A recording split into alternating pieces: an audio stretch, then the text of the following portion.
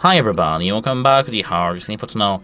Today I'm gonna show you how you can easily pair your BOSE SoundLink Home speaker with your Android device. At first we need to open settings, and here now we have to tap on connected devices. Now we have to tap on the pair new device, and now we have to turn on our speaker using just a simple click on the power button over here. Now we have to find this Bluetooth button over here and click and hold it until we hear the ready to connect.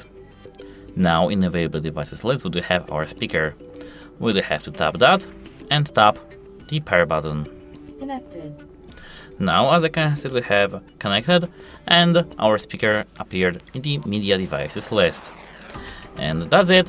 Hope it helps you, and if you have any drawbacks or comments, leave them in the comments down below. Goodbye!